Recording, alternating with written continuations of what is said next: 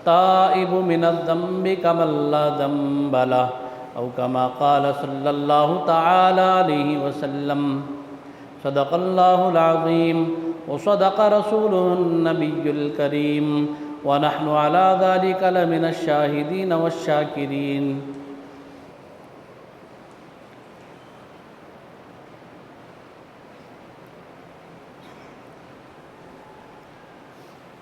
محترم بھائیوں، بزرگوں، عزیز دوستو،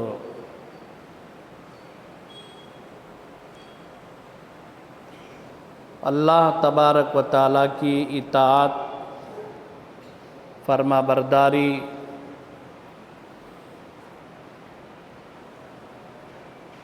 یہ نصیب ہوتی ہے اللہ کی محبت سے.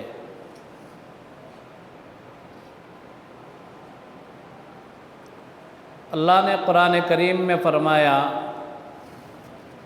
یا ایھا الذین آمنوا اطیعوا اللہ، اے ایمان والو اللہ کی اطاعت کرو. گزشتہ جمعے اس آیت پر حضرات علماء کرام کے لکھے ہوئے تفاسیر اور شروحات حدیث سے متعلقہ میں نے ایک بات کہی. اللہ کی اطاعت، فرما برداری کا حصول ہوتا ہے اللہ کی محبت سے.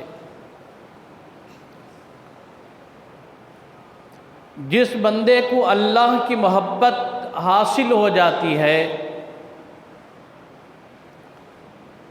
اللہ اس کے دل سے دنیا کی محبت اور دنیا نکال دیتے ہیں.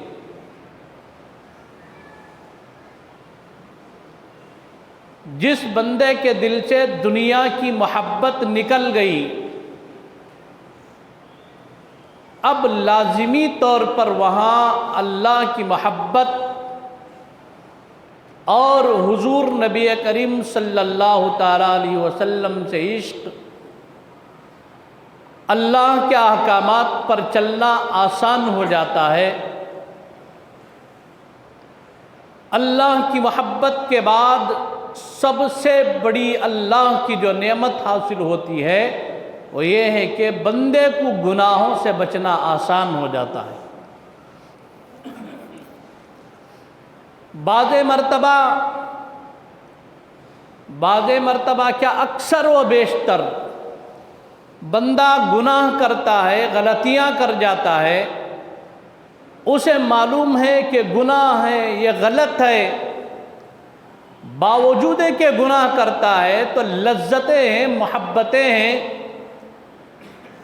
جس چیز کی محبت، جس چیز کی طرف رغبت و رجحان ہو جائے، بندہ پھر اندھا دھن آنکھ بن کر کے گناہ کر لیتا ہے، اسے پتہ بھی نہیں چلتا کہ میں کیا کر رہا ہوں. اب اللہ کی محبت حاصل ہو گئی تو پھر جس بندے کو اللہ کی محبت نصیب ہو گئی، گناہوں سے بچنا اسے آسان ہو جاتا ہے. جب بھی کوئی گناہ کا موقع آئے، جب بھی کوئی گناہ کا مرحلہ آئے، اللہ کی محبت، اللہ کا خوف اس کے درمیان حائل ہو جاتا ہے، آڑ ہو جاتا ہے. پھر اس کے بعد بندہ خود بخود گناہوں سے ایک قدم پیچھے ہٹ لیتا ہے. کون سی ایسی چیز ہے؟ انسان کل تک گناہ کرتا تھا، آج توبہ کی توفیق ہو گئی تو گویا کہ بندے کے دل میں اللہ کی محبت آ گئی، اور جس کے دل میں اللہ کی محبت آ گئی، ما سوی اللہ جتنی محبتیں ہیں خالی ہوگی اس کی دل سے. اور جو دل ما سوی اللہ محبتوں سے خالی ہو گیا، پھر اس دل کے اندر اللہ کی محبت، اللہ کا خوف آیا. یہی دو چیزیں ہیں بندے کو گناہوں سے روکتی ہیں.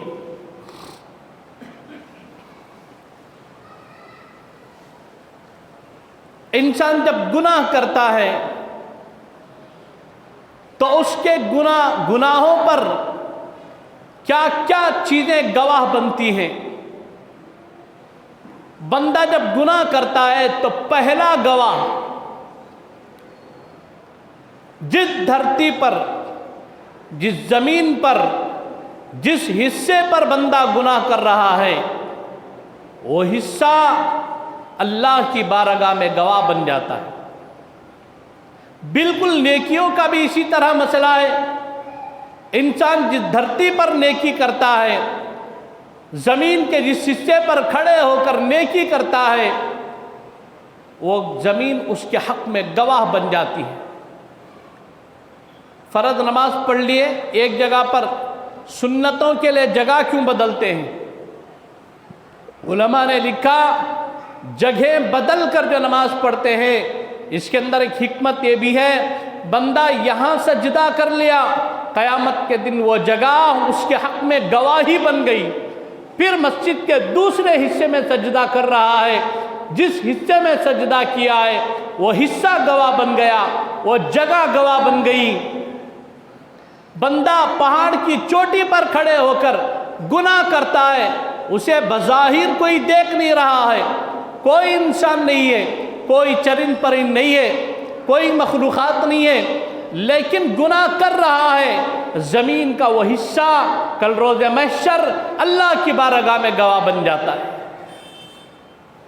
اسی طرح اندھیریوں کے اندر چٹیل میدانوں میں مصلی بچھا کر 2 رکعت نماز پڑھ رہا ہے بندہ، علاوہ اللہ کے کسی کی نظر نہیں پڑ رہی ہے، ایک تو اللہ دیکھ رہا ہے، گناہ کرنے والے کو بھی اللہ دیکھتے ہیں، نیکی کرنے والے کو بھی اللہ دیکھتے ہیں، لیکن بندہ رات کی تاریکی میں جس زمین پر سجدہ کرتا ہے اللہ تو دیکھ رہے ہیں، لیکن کل روز محشر زمین کا وہ حصہ بھی گواہی دے گا، مولا کریم رات کی تاریکی تھی، تنہا تیرا بندہ تھا، میری پیٹھ پر سجدہ کیا تھا۔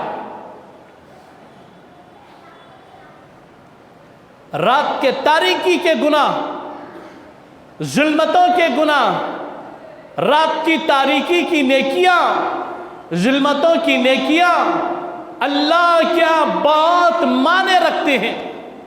رات کی تاریکی ہے، کسی کی نظر نہیں پڑ رہی ہے، بندہ یا تو گناہ کرتا ہے تو نیکی کرتا ہے۔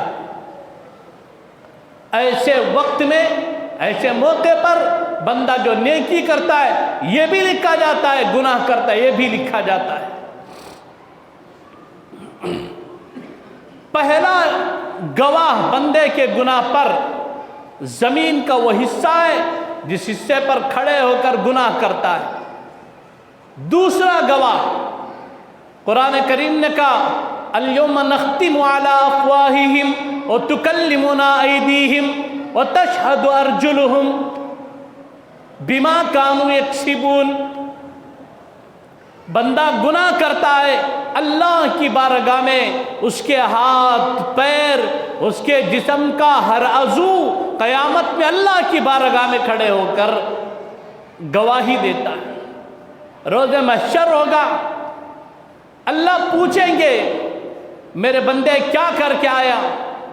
بندہ اگر یوں بھی کہے اللہ کے علم میں پوری باتیں ہیں، بندہ اگر یوں کہے مولا کریم میرے ہاتھ سے جتنی ہو سکتی تھی نیکیاں کر کے آیا، فلاں کر کے آیا، پھر اللہ پاک اسے خاموش کریں گے، وہاں پر اس کا ہاتھ بولے گا، اس کا پیر بولے گا، اس کی زبان بولے گی، اس کی آنکھ بولے گی، اس کے کان بولیں گے، اس کا دماغ بولے گا، اس کا دل بولے گا، اس کا پیٹ بولے گا، اس کے پیر بولیں گے، اس کے ران گواہی دیں گے، اس کے گھٹنے گواہی دیں گے، اس کے سر کے بال گواہی دیں گے، جسم کا ہر عضو گواہی دے گا۔ مولا یہ باتیں ہیں، ہم سب تیری بارگاہ میں گواہی دے رہے ہیں۔ اليوم نختم على افواہہم، ختم سیل مار دی جائے گی منہ پر، اب منہ بند رہے گا، ناک گواہی دے گی، آنکھ کہے گی اللہ اس نے حرام دیکھا ہے، تیرا حکم تھا بچے رہو لیکن اس نے نظروں کی حفاظت نہیں کی ہے۔ کان کہے گا مولا کریم تیرا حکم تھا رکے رہو حرام سننے سے، میوزک سننے سے، غیر غلط سننے سے، غیبت سننے سے، چاڑی چغلی سننے سے، بے جا بےہودہ حرکتیں سننے سے بچے رہو، حکم تیرا تھا، اللہ اس نے احتیاط نہیں کیا۔ زبان کہے گی اللہ سب تیرے کنٹرول میں تھا، اس نے میرا استعمال غلط کیا۔ پیر کہیں گے میرا استعمال غلط ہوا، ہاتھ کہیں گے میرا استعمال غلط ہوا، صحیح استعمال ہوا ہے تو جسم کے پورے اعضاء کہیں گے اللہ ہمارا استعمال صحیح طور پر ہوا ہے۔ قرآن اٹھانے کے لیے ہوا ہے، قلم پکڑنے کے لیے ہوا ہے، تیرے قرآن کی آیتوں کو دیکھنے کے لیے آنکھوں کا استعمال ہوا ہے، فلم بینی کے لیے نہیں، حرام دیکھنے کے لیے نہیں، حرام لذتوں کے لیے نہیں۔ اور اللہ نے جو دل کو بنایا ہے، دل کہے گا اللہ تو نے بنایا تھا تیری محبت کے لیے، اس نے دنیا کی محبتوں کو ٹھوس لیا تھا اس کے اندر، کبھی پیسے کی محبت، کبھی بیوی بچوں کی محبت، کبھی معشوقہ کی محبت، کبھی محبوبہ کی محبت، کبھی گلی کوچے والوں کی محبت، کبھی خاندان والوں کی محبت۔ اللہ حدود سے بڑھ کر، حد سے تجاوز کر کے تیری محبت پر ترجیح ہو گئی تھی۔ ہر عضو اللہ کی بارگاہ میں حساب دے گا۔ موت جیسے ہی آئے گی، سب سے پہلے انسان کے پیروں میں چلنے کی سکت ختم کر دی جائے گی۔ آپ نے بہت سارے لوگوں کو دیکھا ہوگا، موت کا جو منظر ہے، جب روح نکلنا شروع ہوتی ہے، 1 انچ انسان اپنی جگہ سے ہل نہیں سکتا، اپنی جگہ سے قدم نہیں اٹھا سکتا۔ کیوں؟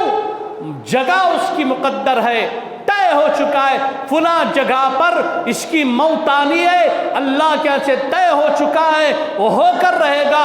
اللہ اس کے پیروں سے چلنے کی طاقت اور قوت چھین لیں گے۔ اب بندہ چاہے تو بھی نہیں چل سکتا۔ پھر اس کے بعد دوسری جو قوت چھینیں گے اللہ تعالیٰ، وہ زبان کی قوت ہے۔ اللہ اس وقت جو مناظر دکھائیں گے، ملائکہ جو کھڑے ہوں گے، فرشتے جو کھڑے ہوں گے، روح قبض کرنے والے کھڑے ہوں گے، اللہ یہ منظر دکھائیں گے، وہ ڈسپلے کھل کر سامنے آئے گا، بندہ بول نہ سکے، اس کی بولتی بند کر دیں گے، چل نہیں سکتا، چلنے کی طاقت ختم کر دیں گے، بول نہیں سکتا اس لیے کہ بولنے کی قوت ختم کر دیں گے۔ پھر اس کے بعد دھیرے دھیرے دھیرے سے اس کے آنکھوں سے دیکھنے کی قوت ختم ہو جائے گی۔ لیکن اللہ کا کیا کرم ہے، حدیث ہے من قال لا الہ الا اللہ مخلصا دخل الجنہ، جو بندہ آخری وقت میں بھی پورے اخلاص کے ساتھ لا الہ الا اللہ کہہ لے، اللہ اسے جنت میں داخل کر دیں گے، کانوں کی قوت باقی رہے گی، کھڑے ہو کر کلمے کی تلقین کریں گے، بندہ سنے گا اور کلمہ پڑھے گا۔ کیا یہ سب میرے رب کا کرم نہیں ہے؟ کیا یہ سب اللہ کی مہربانیاں نہیں ہیں بندوں پر؟ ایک ملک کا بادشاہ تھا، مولانا روم رحمۃ اللہ علیہ نے لکھا ہے، ایک ملک میں ایک بادشاہ تھا، اس کا ایک بہت بڑا محل تھا۔ دوسرے ملک کے بادشاہ نے حملہ کرنے کا پیغام بھیج دیا۔ بادشاہ وقت نے سوچا کیا کیا جائے، اپنے وزیروں کو، مشیروں کو بلا کر جمع کر کے مشورہ کیا کہ بھائیوں آؤ ایک مشورہ کرتے ہیں، اب ہمارے جو محل ہے اس محل پر دوسرے ملک کا بادشاہ حملہ کرنے والا ہے، اس کی تدبیر کیا ہوگی؟ وزراء بیٹھے، مشیرین بیٹھے، مشورہ دینے والوں نے مشورہ دیا، بادشاہ سلامت، کیوں نہ ہو جو نہر محل کے بہت دور میں چل رہا ہے، اس نہر سے اگر پورے محل کو ڈھک لیا جائے، ایک خندق کھود کر پورے محل کو اگر ڈھک لیا جائے تو دشمن ہمارے محل کے قریب نہیں آ سکے گا، گر آئے گا تو جیسے ہی پانی میں آئے گا ہم تیروں سے ترکش کی بوجھاڑ کر دیں گے اور اسے پانی سے باہر آنے نہیں دیں گے۔ بادشاہ نے کہا ٹھیک ہے، لیکن پینے کے پانی کا مسئلہ کیا کریں گے؟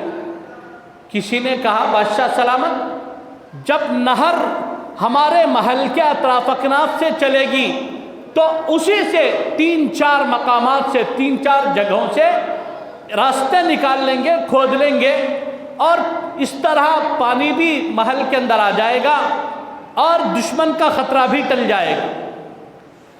ایک صاحب نے مشورہ دیا کہ بادشاہ سلامت، کیوں نہ ہو کہ ہم محل کے اندر ہی ایک کنواں کھود لیں، ایک کنواں کھود کر پانی کا انتظام محل کے اندر ہی کر لیں۔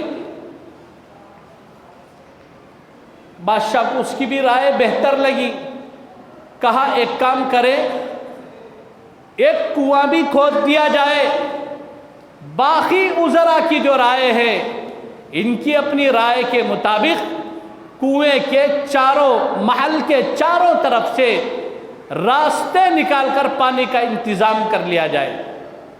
بات طے ہوئی، دوسرے ہی دن سے جو کام کرنے والے مزدور تھے ان کو مزدوری پر لگا دیا گیا، اجرت پر لگا دیا گیا، اور ان کو کام بتا دیا گیا، دیکھو ہمارا یہ پلان ہے، یہ طریقہ ہے، بالکل اسی طریقے کے مطابق ہمارا کام چلے گا۔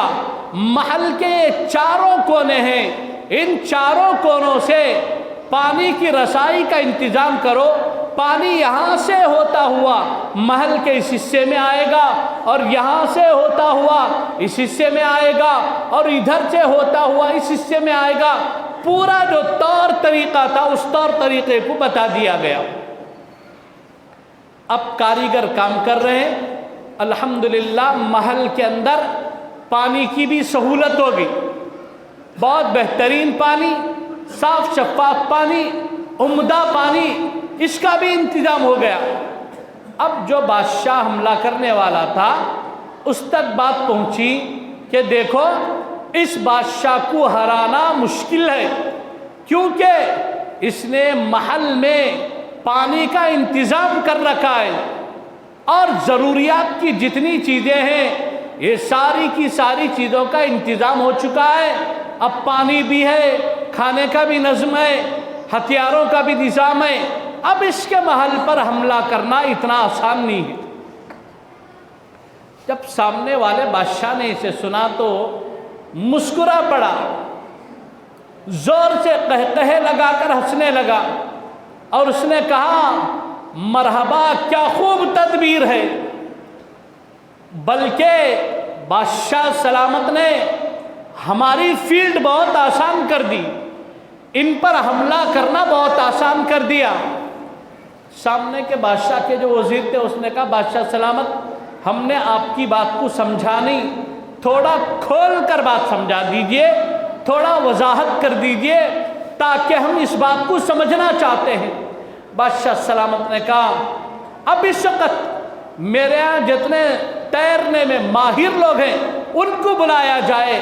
ان کو بلا کر کہا بھائیو یہ جنگ تو بہت آسان ہو گئی، اب آپ لوگوں کا کام یہ ہے جن جن راستوں سے پانی بادشاہ کے محل میں داخل ہو رہا ہے سب سے پہلے وہ پانی پر روک لگا دیا جائے۔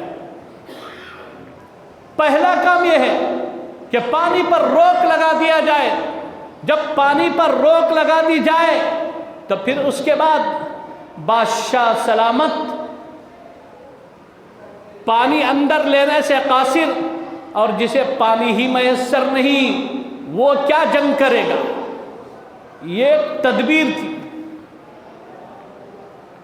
لہذا وقت آیا، سامنے کے بادشاہ نے حملہ کر دیا، اور اس نے سب سے پہلا جو کام کیا وہ کام یہ تھا جتنے راستوں سے پانی بادشاہ کے محل میں آتا تھا پورے دروازے اور پورے راستے بند کر دیا۔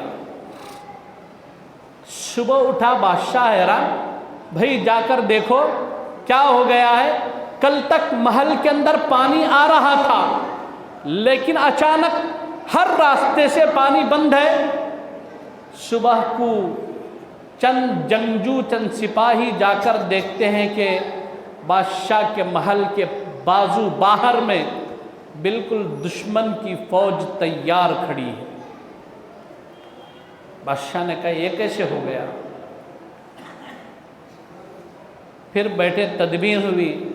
बादशाह ने कहा जितने उज़रा की तदबीर थी सब बेकार गई।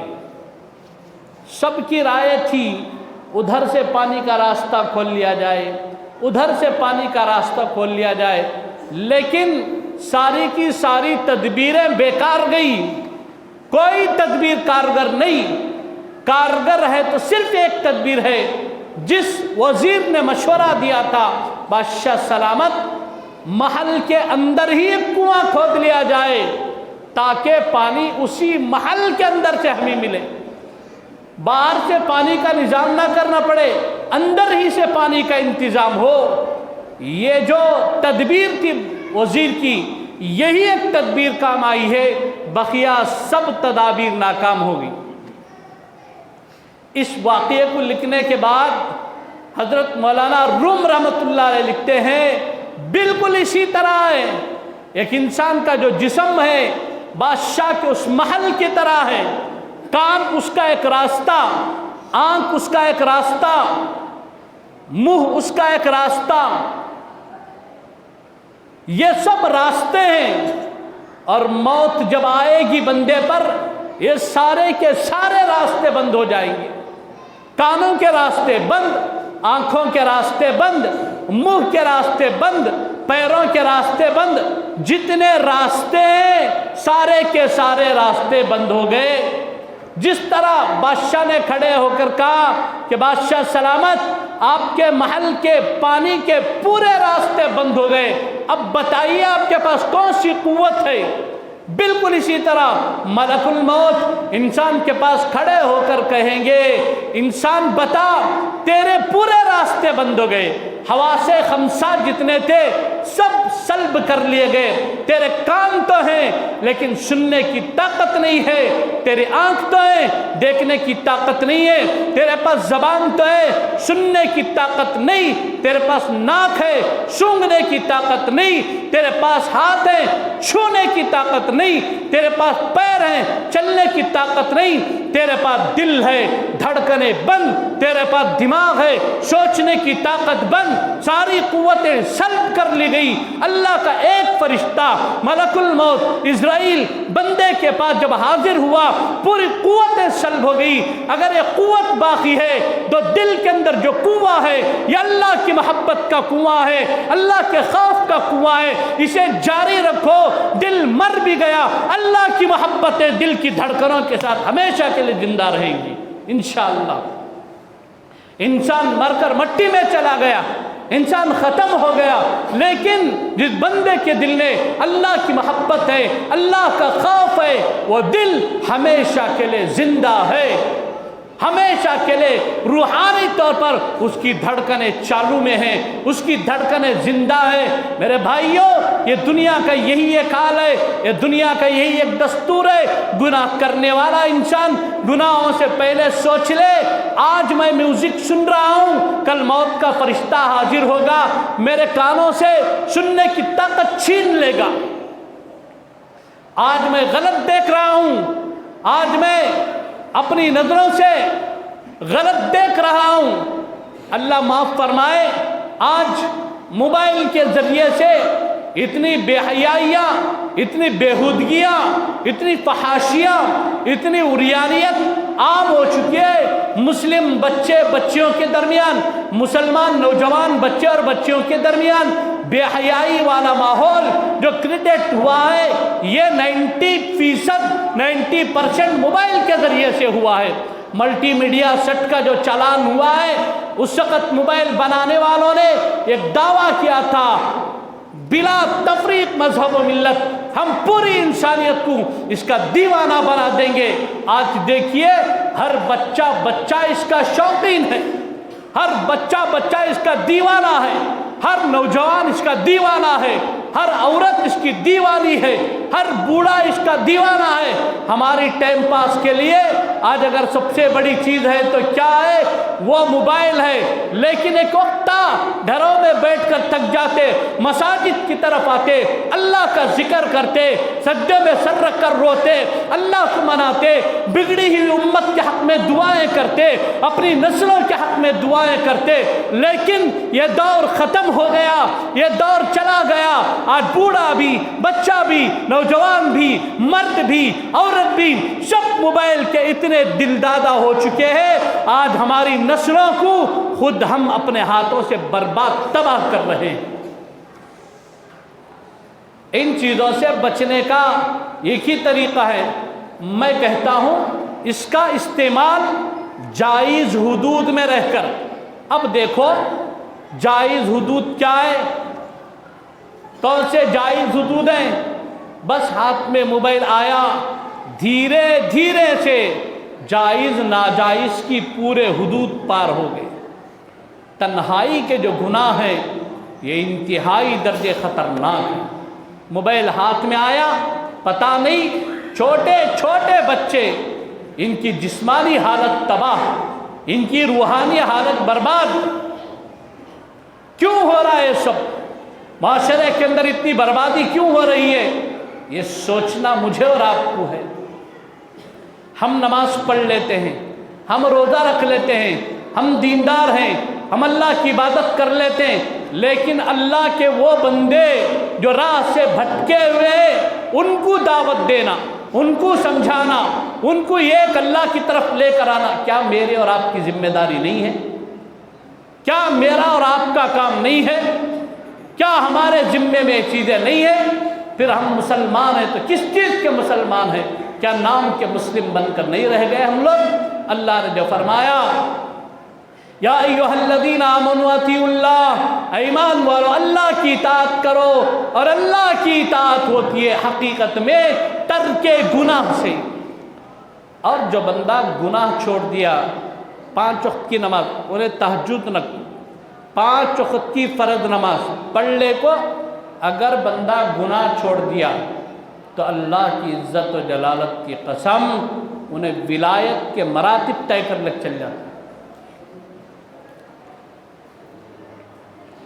बहुत सारे लोग पैंट शर्ट में ऐसे रूहानी कवी लोग मैंने देखे हैं, अल्हम्दुलिल्लाह, जिनकी ताकत और क़ुव्वत का क्या अंदाज़ा, रूहानी तौर पर अल्लाह से जो ताल्लुक़ है इनका, अल्लाह की जो मोहब्बत है।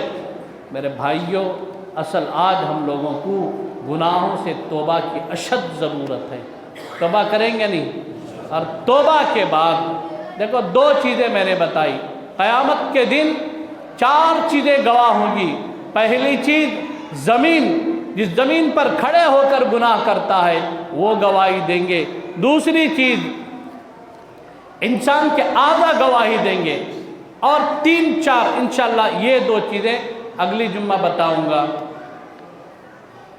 एक सवाल है, कब्र में मिट्टी डालते वक्त 2 पैरों के दरमियान से मिट्टी डाल सकते हैं या नहीं? एक बड़ा अजीब सवाल है। मैंने पिछले भी जुमा में कहा था, एक इंसान को दफन करते ना कब्रिस्तान में, जब तदफीन करते उस वक़्त फौड़ा लेते ना, मट्टी खींचने, कौन तो भी 2 पाँव के बीच में से फौड़ा ले आता, वहाँ हर शख्स मुफ्ती आज़म, है जायज़ नहीं, जायज़ नहीं, नको, बहुत बड़ा गुनाह हो जाता, नको। हर शख्स मुफ्ती आज़म, सब फतवे देने वाले, फतवे। कब्र में एक आदमी उतरता है, नीच ऊपर खड़े हुए लोग ऐसा चीखा बम्बड़ा मारती, अशहदु अल्ला इलाहा इल्लल्लाह पढ़ो, कौन की बोलता ए दरूद पढ़ो, कौन की बोलता ए यासीन पढ़ो। भाई उसे कब्र में उतारा गया तदफीन करने के लिए, ऊपर से ऐसा परेशान करती वो बंदे को, उन्हें मुर्दे से शायद उन्हें परेशान हो जाता। एक गर्रा हटा कर रखो, एक गर्रा घंटी खोल डालो, धरती पत्थर ह्यू रखो। जो अल्लाह का बंदा, इंसान जब तक बाहयात था उसे जला को भून को खा लिया हमें लोग, मरा के बाद वो क्या अज़मत एहतराम, जब इंसान जिंदा रहता तब कुछ कर लो। तो ये जो मसला है ना, 2 पाँव के बीच में से फौड़ा नहीं लेना करके, ये सब गलत बात। ये कौन बोले, कहाँ से मसला शुरू हुआ मालूम नहीं। दूसरा मसला है कि क्या हुक्का पीना सुन्नत है? हाँ, हुक्का मार ले तो सुन्नत का लग बच जाओ। हाँ, क्या क्या सवाल आता। आज नौजवानों में एक बहस चल रहे। परसों भी एक फ़ोन आया था मुझे, एक साहब पर, हज़रत हुक्का पीना सुन्नत कहते ना।